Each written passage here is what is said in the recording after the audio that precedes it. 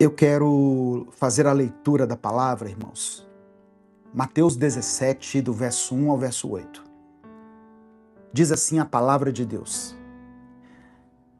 6 dias depois, Jesus tomou consigo Pedro, Tiago e João, irmão de Tiago, e os levou em particular a um alto monte.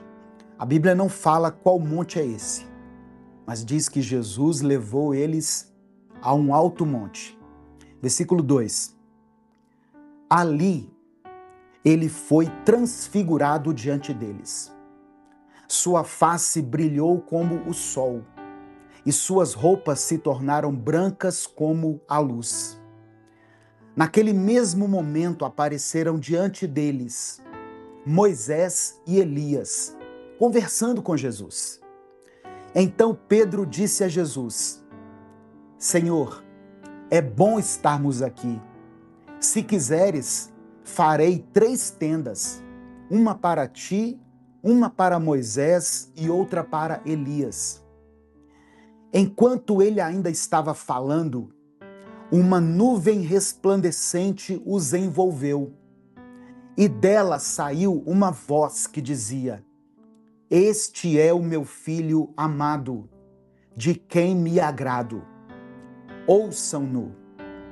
Ouvindo isso, os discípulos prostraram-se com o rosto em terra e ficaram aterrorizados.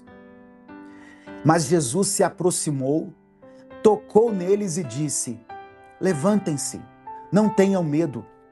E erguendo eles os olhos, não viram mais ninguém, a não ser Jesus. Louvado seja o nome do Senhor. O meu boa tarde a todos que estão entrando aqui. Boa tarde, irmã Viviane, Girlene, Lucinha, Cileide, Angelina, Geisa, Valquíria. Pede oração pelos doentes, abençoe a mim, a todos da minha família. Vou orar por você, Valquíria.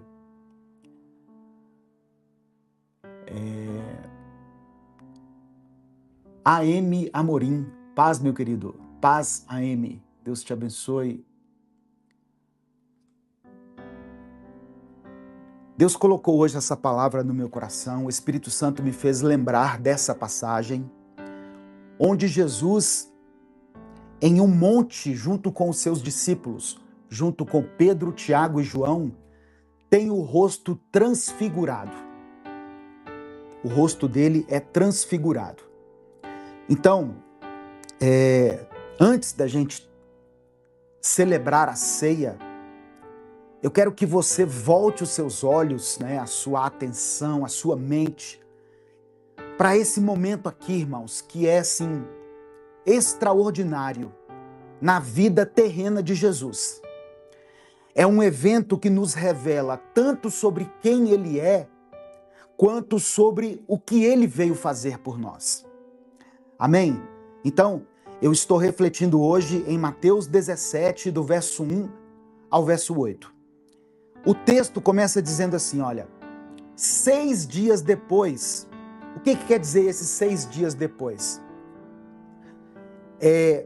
6 dias depois de Jesus ter anunciado pela primeira vez aos discípulos que ele iria a Jerusalém para sofrer, morrer e ressuscitar. Jesus falou isso para os discípulos.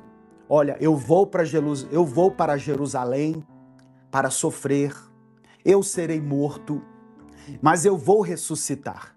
6 dias depois dessa conversa, aconteceu a transfiguração. Então, eu quero que você tente imaginar, primeiramente, o impacto dessas palavras sobre Pedro, Tiago e João. Eles tinham deixado tudo para seguir o Mestre, para seguir a Cristo. Eles acreditavam que ele era o Messias prometido. Só que agora ele vinha com essa conversa de sofrimento e morte. Como assim? E foi nesse contexto que Jesus os levou a um alto monte. E ali, naquele monte, algo extraordinário aconteceu. A Bíblia diz que Jesus foi transfigurado diante deles.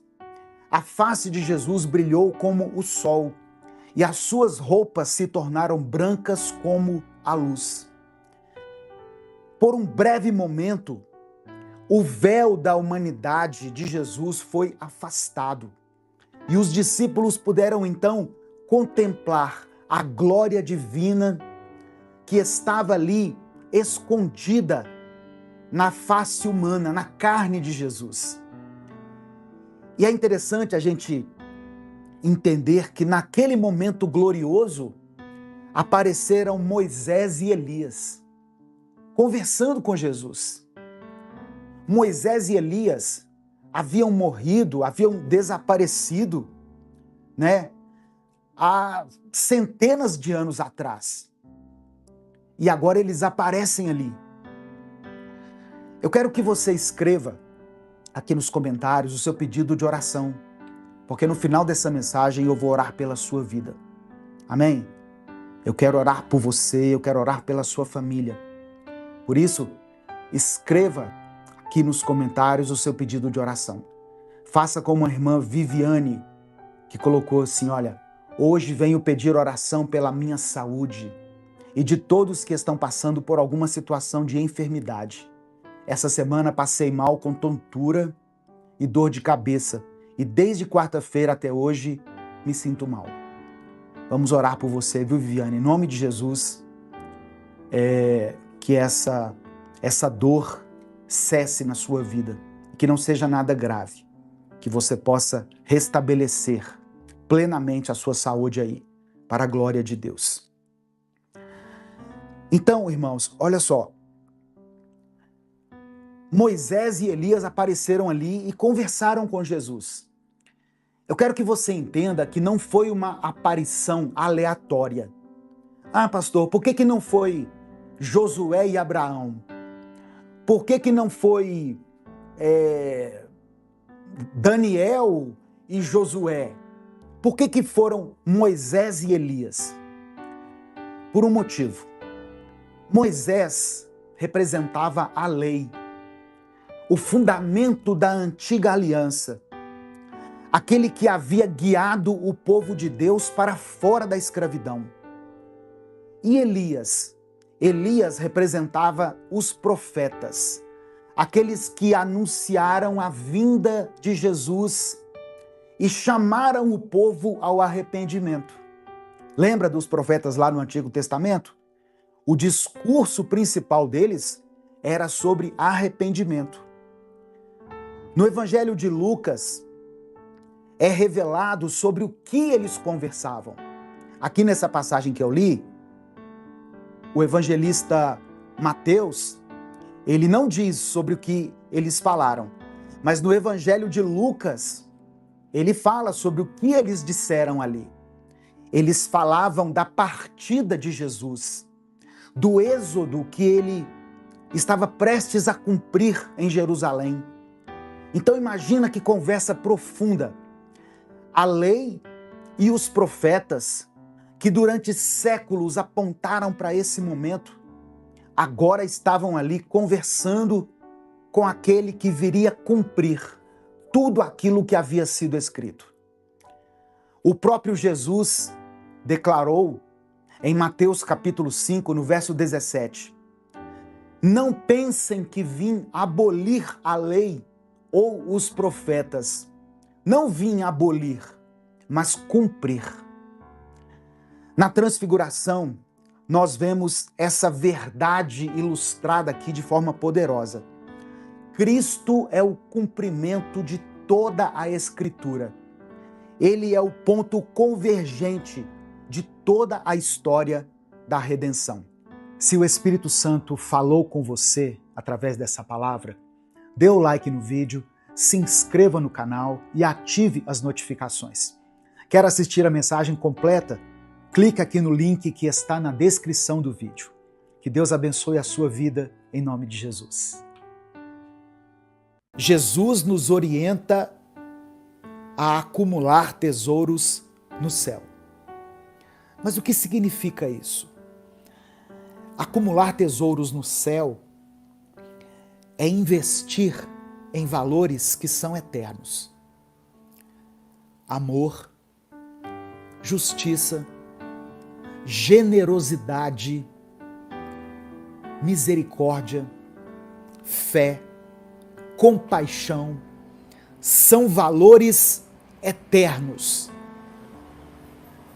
Semana passada eu conversava com uma pessoa e eu me lembrei da fala de um pastor que eu sigo, que disse certa vez o seguinte, que o maior legado que nós deixamos para os nossos filhos não é a casa, não é o carro, não é o dinheiro lá na conta bancária. O maior legado que nós podemos deixar para os nossos filhos é o nosso nome, é um bom nome e a nossa fé. Duas coisas. É claro que eu poderia citar outras aqui, mas repare que não são coisas materiais. Acumular tesouros no céu é investir em valores eternos. Valores como o amor, a justiça, a generosidade, a compaixão, a misericórdia, a fé. É construir uma vida que reflete os princípios de Deus. Dessa maneira eu estarei acumulando tesouros nos céus. Eu respondo a uma pergunta que já me fizeram mais de uma vez aqui no direct, nos comentários dos vídeos. Pastor, como eu acumulo tesouros no céu? Invista em valores eternos. Invista naquilo que Deus ama. Invista naquilo que é precioso aos olhos de Deus. Amém? Receba essa palavra em nome de Jesus. Quando nós colocamos a nossa confiança em Deus e vivemos de acordo com os mandamentos de Deus, nós estamos investindo em um tesouro que nunca vai ser perdido. Amém?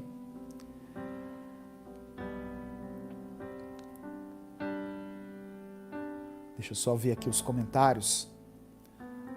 Nós somos 320 pessoas ao vivo aqui no YouTube, 46 pessoas ao vivo no Instagram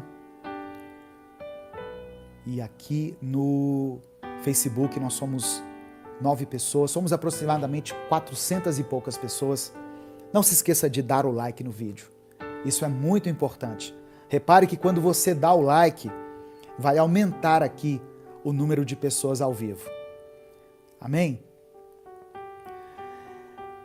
Presta atenção, irmãos. Essa expressão que Jesus finaliza esse raciocínio aqui, ela é muito importante para a nossa reflexão. Onde estiver o seu tesouro, aí também estará o seu coração. Onde está o seu coração? O que é prioridade para você? Essa pergunta de Jesus é uma chave para a nossa vida. É algo que nós devemos nos perguntar. O que é mais importante para mim? O que é prioridade na minha vida? O nosso tesouro revela o que é mais importante para nós. Se os nossos corações estão fixados em bens materiais, em reconhecimento, em coisas passageiras, em poder, sucesso, fama, a nossa vida será moldada por essas prioridades.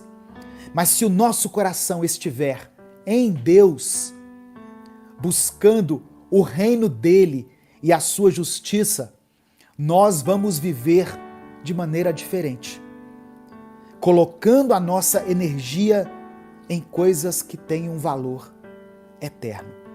Então Jesus nos desafia a reavaliar as nossas prioridades. O que nós consideramos mais importante em nossa vida? o que nós estamos buscando de verdade. As nossas ações, as nossas decisões, as nossas escolhas diárias revelam aquilo que nós de fato valorizamos. Então, essa passagem, ela nos convida a essa reflexão. Nós vivemos em um mundo que constantemente nos incentiva a buscar sucesso. Mas o que é o sucesso? O que é o sucesso? Eu não estou dizendo que você não deva ser uma pessoa de sucesso, mas o que é o sucesso para você? É ser maior do que os outros? É ter mais dinheiro do que os outros? É ter uma casa mais bonita do que a das outras pessoas? É viver se comparando com pessoas que não temem a Deus? A sociedade nos ensina que ter mais é sinônimo de ser mais feliz. A sociedade nos ensina isso. As redes sociais nos ensinam isso. Ter mais, se eu tiver mais, eu serei mais feliz. Quando eu tiver mais dinheiro, eu serei mais feliz. E aí as pessoas vivem em função de ter mais dinheiro. E aí elas se esquecem de criar memórias positivas com a mãe, com o pai, com os irmãos. Elas se esquecem de apreciar as coisas belas da vida, o nascimento de um filho, de um neto, o sorriso de uma criança, a companhia do seu cônjuge, uma refeição pela manhã, por mais simples que ela seja, um café da manhã, uma roupa. Ah, mas eu preciso ter a roupa daquela marca, porque aí eu serei uma pessoa realizada. Será que vai ser mesmo? Olha como que nós estamos nos enganando, irmãos. Eu preciso ter o carro do ano, porque aí eu vou ser mais feliz. Será que é um carro que vai te fazer feliz? Se o Espírito Santo falou com você através dessa palavra, dê o like no vídeo, se inscreva no canal e ative as notificações. Quer assistir a mensagem completa? Clica aqui no link que está na descrição do vídeo. Que Deus abençoe a sua vida em nome de Jesus. Evangelho de Marcos, capítulo 10, do 17 ao 22. Quando Jesus ia saindo, um homem correu em sua direção e se pôs de joelhos diante dele. E lhe perguntou: Bom mestre, que farei para herdar a vida eterna? Respondeu-lhe Jesus: Por que você me chama bom? Ninguém é bom a não ser um, que é Deus. Você conhece os mandamentos. Não matarás, não adulterarás, não furtarás, não darás falso testemunho, não enganarás ninguém, honra teu pai e tua mãe. E ele declarou: Mestre, a tudo isso tenho obedecido desde a minha adolescência. Ou seja, eu já faço tudo isso aí, Jesus. Desde jovem que eu já pratico os mandamentos. Jesus olhou para ele e o amou. Jesus disse assim: olha, falta-lhe uma coisa, disse ele. Vá, venda tudo o que você possui e dê o dinheiro aos pobres, e você terá um tesouro no céu. Depois, venha e siga-me.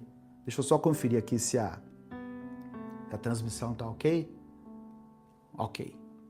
Porque às vezes a transmissão, o sinal da internet cai aqui, né? E eu não fico sabendo, eu só vejo depois aqui. Mas aqui eu tô vendo, tá tudo normal. Então, verso 21. Jesus olhou para ele e o amou. Falta-lhe uma coisa, disse ele. Vá, venda tudo o que você possui e dê o dinheiro aos pobres, e você terá um tesouro no céu. Depois venha e siga-me. Diante disso, Ele, o jovem, ficou abatido e afastou-se triste, porque tinha muitas riquezas. Aquele jovem, ele procurou Jesus perguntando o que ele tinha que fazer para herdar a vida eterna. Mas quando Jesus falou para ele abrir mão das suas riquezas, ele ficou triste, porque ele já estava apegado a elas. Então, quantas pessoas pedem a Deus um sinal, por exemplo, sobre um relacionamento. As pessoas pedem a Deus um sinal sobre um relacionamento, mas no fundo, elas já decidiram seguir em frente. Mesmo que não seja um relacionamento saudável, mesmo que seja um relacionamento tóxico, mesmo que esteja as prejudicando, atrapalhando a intimidade delas com Deus. Muitas vezes, um relacionamento que as leva para a fornicação, para um ato sexual ilícito. As pessoas pedem direção, mas elas não querem obedecer. Ou as pessoas pedem direção em relação a um negócio, a um projeto. É um negócio meio estranho aqui, pastor. Tem uma coisinha aqui que é fora da lei, mas assim, é um negócio que vai me prosperar muito, mas tem esse aspecto aqui que eu vou ter que dar uma sonegada em um imposto, eu vou ter que fazer uma maracutaia. Mas eu queria que o senhor consultasse a Deus aí, que o senhor orasse. Amém, irmãos? Eu vou orar, mas a pessoa já sabe a resposta. Ela mesma já falou que o negócio é meio esquisito. A própria pessoa já falou que o relacionamento é destrutivo. Teve uma vez, eu já contei isso aqui outras vezes, teve uma vez que uma moça veio até nós, até mim, a minha esposa, e falou assim: eu queria que vocês orassem pelo meu relacionamento. E ela estava com o braço quebrado. Eu não vou falar o nome aqui, né? Porque isso já tem muito tempo. Eu falei: amém, vamos orar. Mas o que aconteceu com seu braço? Ah, ele, o namorado, né, quase noivo, ele foi me balançar assim pelo braço no momento que a gente estava discutindo e acabou quebrando meu braço. Irmãos, o sinal já estava ali evidente. Deus já estava falando com ela, através daquela dor, daquele braço quebrado, que aquele relacionamento não ia dar certo. Como não deu certo? Como não foi para frente? E a pessoa ainda queria uma oração, sabe? Para confirmar. Então, não deixe que a sua vontade seja maior do que a vontade de Deus. Não deixe que a sua ambição, os seus anseios prevaleçam sobre o propósito que Deus tem para a sua vida. Se você está entendendo isso, diga amém. Se essa mensagem está testificando no seu coração, diga amém. Escreva aqui nos comentários: amém, eu recebo. Aproveita que você vai escrever e dá o seu like aqui no vídeo. Você que está aí no Instagram, clica aí no coraçãozinho, dê o seu joinha. Isso ajuda também a mensagem a alcançar mais pessoas. Amém? Se você está chegando aqui hoje, se inscreva no canal. Nós postamos vídeos com reflexões bíblicas e orações todos os dias aqui. Segunda coisa que eu quero destacar aqui nesse texto é que Deus nos chama para confiar nele, mesmo num cenário de medo. Aqui no verso 7 de Jeremias 42, vem a resposta de Deus. 10 dias depois, veio a resposta de Deus. Qual que era a resposta? Eles deveriam permanecer em Judá, ainda que parecesse perigoso, Porque se eles permanecessem, Deus os abençoaria e Deus os ajudaria a reconstruir Jerusalém. É isso que Jeremias respondeu para o povo. Fugir para o Egito parecia ser o caminho mais seguro. Só que seria o caminho para a espada, para a fome e para a peste. Se o Espírito Santo falou com você através dessa palavra, dê o like no vídeo, se inscreva no canal e ative as notificações. Quer assistir a mensagem completa? Clique aqui no link que está na descrição do vídeo. Que Deus abençoe a sua vida em nome de Jesus.